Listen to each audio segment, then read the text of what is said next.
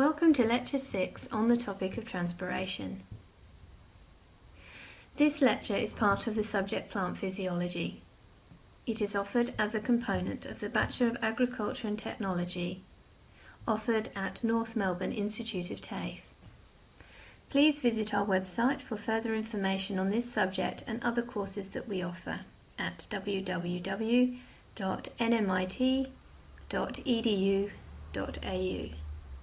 My name is Dr. Nikki Cooley. In order for you to understand the concepts presented here in Lecture 6, it is important for you to complete the lectures prior to this.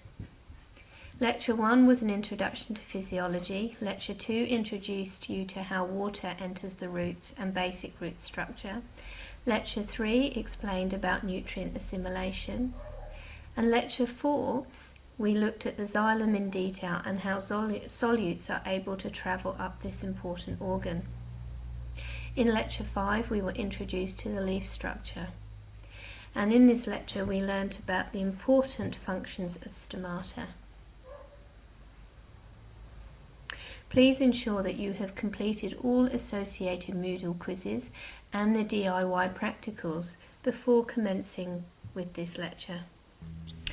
In this lecture today, we are going to define transpiration and learn about what it is.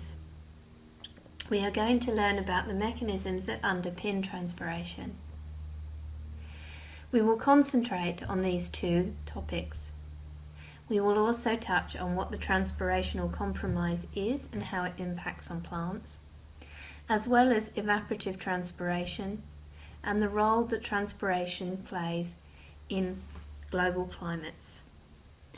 The image on the slide shows a visual representation of transpiration. Transpiration can be defined as the process where the plant absorbs water through the roots and then gives off water vapour through the pores in their leaves. We've spent some time learning about how water is absorbed through the roots and how water moves through the xylem vessels into the leaves. We've also learnt about the structure of the stomata which appear on the surface of leaves. An important component of transpiration is that stomata have to be open in order for transpiration to occur. This is a visual representation of the major processes that a plant undergoes. You can follow the route of the water through the tree. You can see that transpiration represents step 3 in this process. In order for transpiration to occur in plants, a difference in water potential is required. That is, the value in the soil needs to be more negative than the value in the air. For optimal growth to occur in a plant, the water in must equal the water out, and therefore transpiration is exceptionally important in optimal growth. Transpiration rates can be controlled by stomata conductance, that is, how opened or closed the stomata are at any one given time. The journey that transpiration undergoes is that a solute will start in the soil, move through the plant, and then leave to the outer atmosphere. In this journey there are many different mediums the solute will incur. Different mechanisms of transport will involve different mediums. What do we mean by this? Well, an example of a medium is a cell wall, a cytoplasm, a lipid bilayer, the internal xylem structures, for example. A mechanism is such as diffusion. In transpiration, there are two principal mechanisms that enables long-distance transport of water and solutes to occur through the plant. The first is diffusion. This is determined by distance, however. Diffusion at small distances is very efficient, while diffusion at longer distances is less efficient. And this is where bulk flow is incorporated, as this is much more effective at long-distance transport mechanism. Osmosis is the third mechanism involved, and this involves both bulk flow and diffusion. So let's define these. Diffusion is defined as the movement of water from regions of high water concentration to regions of low water concentration. For more details, you can refer to Lecture 2, where this concept was first introduced. Bulk flow is defined by the movement of water in response to pressure differences. It is dependent on the path of geometry. And the third mechanism, osmosis. This is defined as the process by which water moves across a membrane and involves both diffusion and bulk flow. The rate of transport of a solute depends on the magnitude of the driving force, and the hydraulic conductivity conductance simply depends on the diffusion coefficient. These parameters can be estimated using water potential measurements. So let us review the influences on transpiration rates.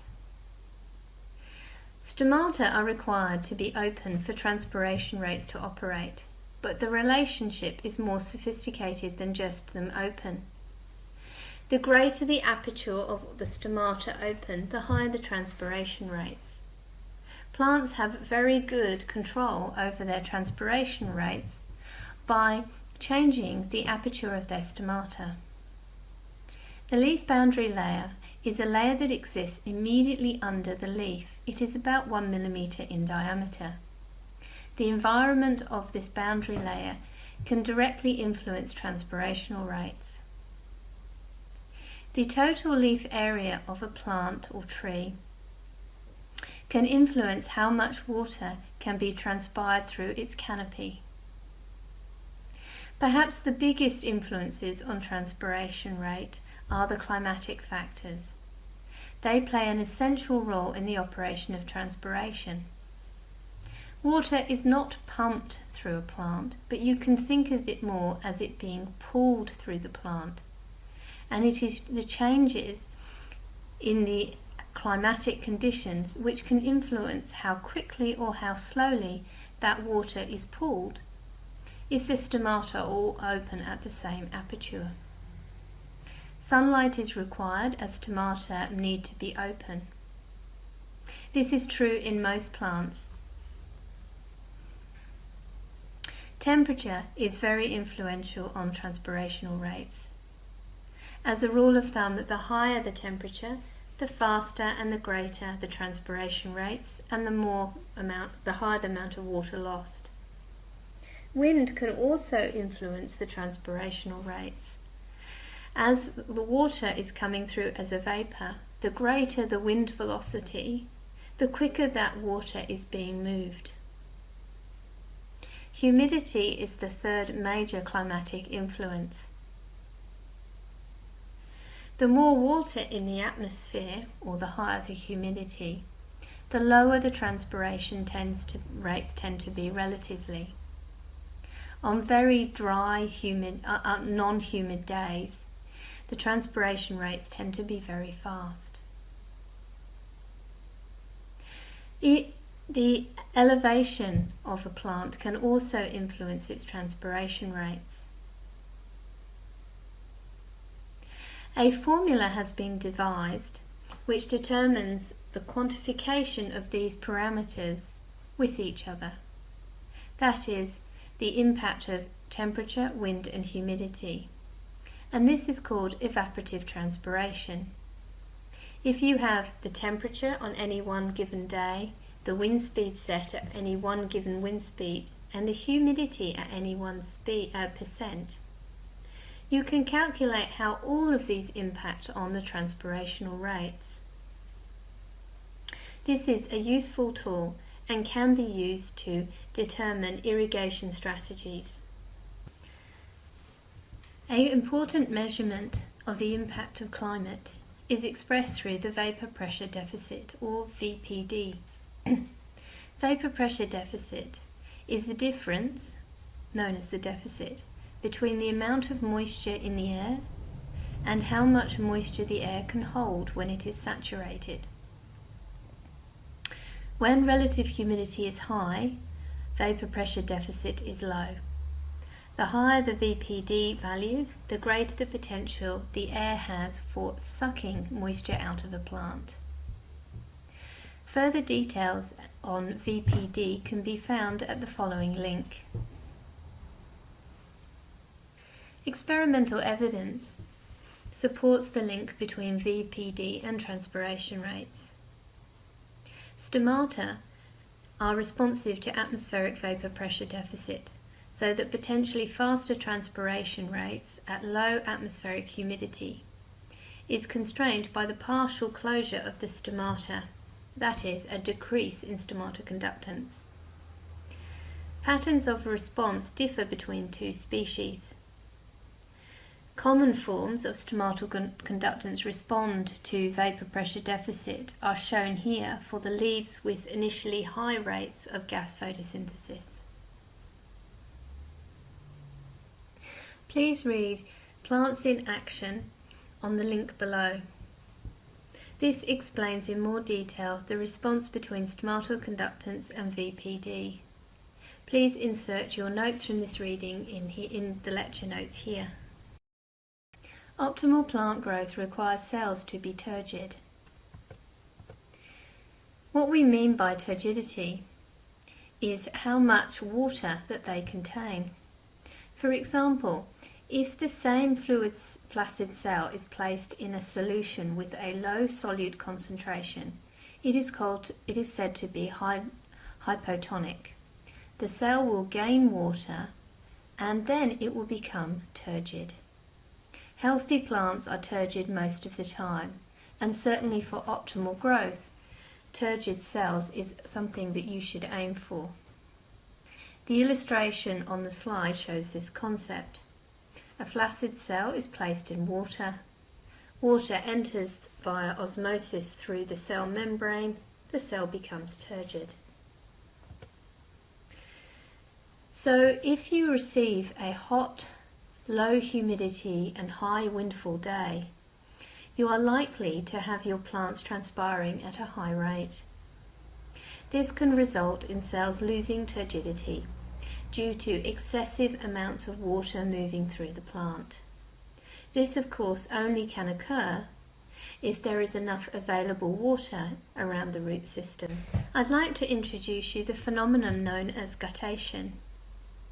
It occurs when more water is forced out of the leaf than is being transpired. The droplets on the leaf have been forced out through root pressure changes. This is often seen in herbaceous dicots first thing in the morning. We know that transpiration plays an important role in plant water balance, but taking this one step further, what happens when the water availability in the plant root medium reduces? The plant is said in this situation to be under deficit. And under situations of deficit, transpiration or the rate of water loss becomes even more critical. The image on the slide from the FAO summarizes the major inputs into water balance. Transpiration is an important component of this and is symbolized by the plant in the middle. The seed to the plant demonstrates growth. The impacts for water loss include radiation, low soil water availability, and of course the very important climate data. Transpiration plays an important role in soil-water balance. We know that soil can be lost through evaporation, that is, the heat from the sun causes soil to evaporate. We know that rain can fall from the sky to fill the soil water up again once it's been used. And now we understand the process of how water is lost through a plant via transpiration. The image on the slide from the FAO summarizes the concepts discussed here.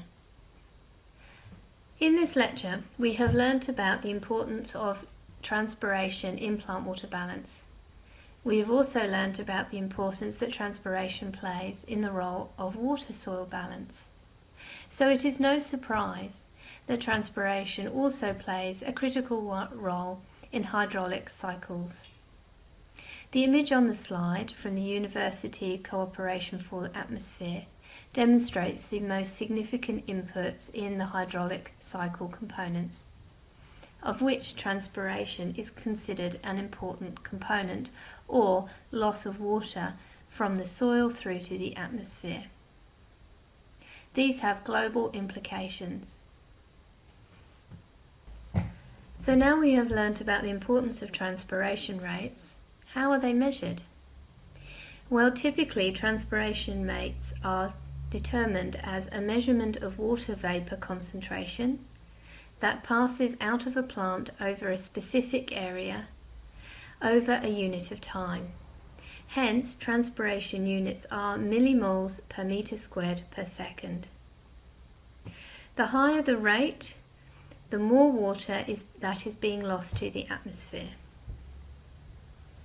An infrared gas analyzer is a tool used by scientists to measure transpiration rates. An example of a commercial infrared gas analyzer to measure transpiration rates is called a Lycor. In this case, the Lycor has an attachment that clips onto an individual leaf, and a measurement of transpiration rate can be taken.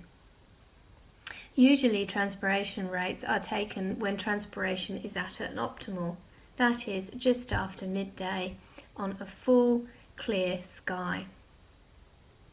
There are other methods for measuring transpiration rate, such as containing the plant in a chamber. This, however, comes with difficulties both from a technical aspect of keeping the chamber completely sealed and from an interpretation aspect, in that you will be changing the light quality and humidity within this chamber. Transpiration rates have been estimated via satellites by imagery. Another expression of transpiration can be shown by evaporative demand. Evaporative demand is defined as the amount of water transpired in order to realise a growth rate where light is not limited. There is a close relationship between transpiration and dry matter plant growth.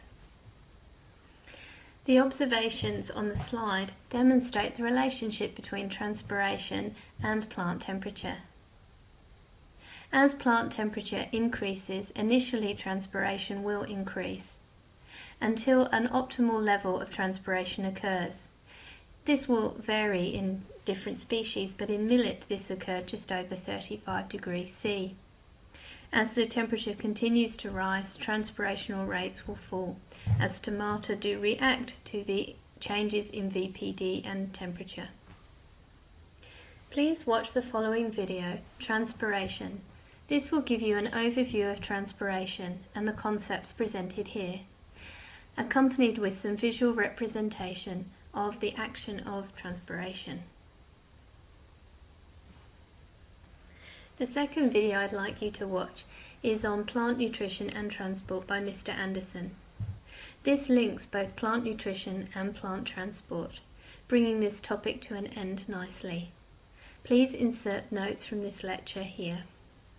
To complete your essential reading, please read Chapter 4, How Water Potential is Measured, then the section on the rate of water transport depends on the magnitude of driving force and the hydraulic conductivity of the transport pathway, and finish this chapter with reading the section on the soil and plant atmosphere continuum in the recommended textbook Tays and Zeiger. I would also like you to read the entire Chapter 5 Solute Transport, which after completing Lectures 2, Lectures 4 and this lecture, you should have a complete understanding of how solute transport operates in a plant.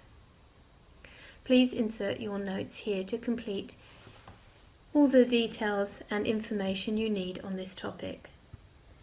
And now to bring this lecture to a close. In this lecture on transpiration, you should now be aware of the important function and the role of transpiration in plants, in the soil, water, environment and in the hydraulic systems. You should understand the mechanism, that is,